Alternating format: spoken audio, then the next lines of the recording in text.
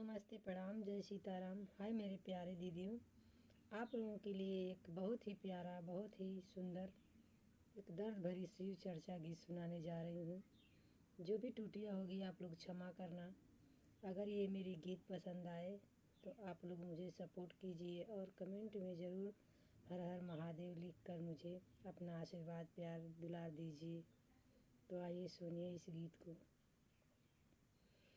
जहिया से कैनी हमा गुरु के चरचावा, गुरु जी में लागल हमार मनवा हो। जहिया से कैली हमा गुरु के चरचावा, गुरु जी में लागल हमार मनवा हो। कहिया ले अइबा गुरु हमारी भवनवा, लोर ढारे हमरो नयनवा हो। कहिया ले आइब गुरु हमारी भवनवा, लोर ढारे हमरो नयनवा हो। फल बेल पतरी से थलिया सजावली, गुरु राउर कैली पूजनवा हो।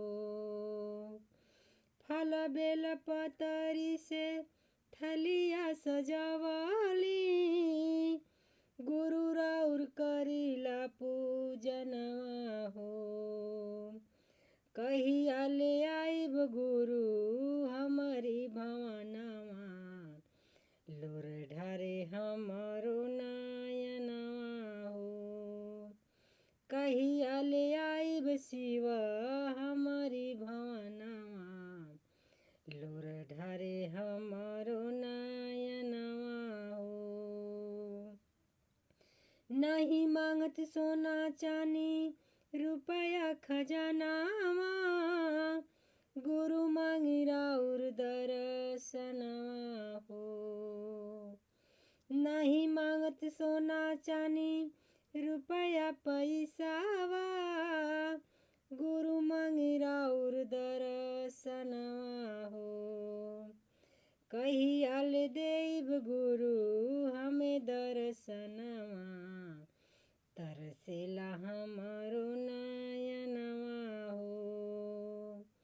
कहिया ले आइब गुरु हमारी भवनवा, लोर ढारे हमरो नयनवा हो।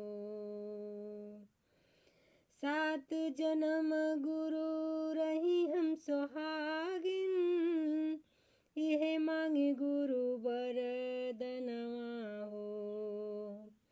सात जन्म गुरु रही हम सोहागिन, इहे गुरु मांगी वरदनवा हो। कहिया ले आइब गुरु हमारी भवनवा, लोर ढारे हमरो नयनवा हो। कहिया ले आइब गुरु हमारी भवनवा, लोर ढारे हमरो नयनवा हो। चर्चा करौली गुरु शिष्या बोलाई के, रात दिन करी सुमिरनवा हो।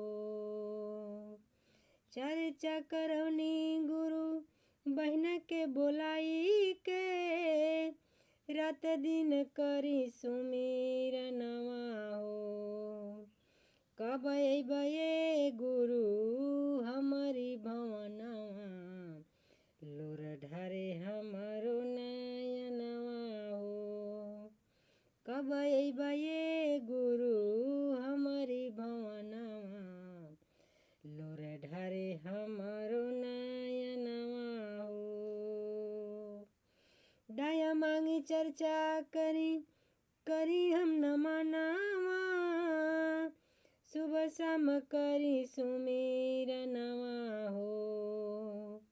दया मांगी चर्चा करी हम हुए गुरु जी, रोजे रोजे बारी ले दिया नवा हो।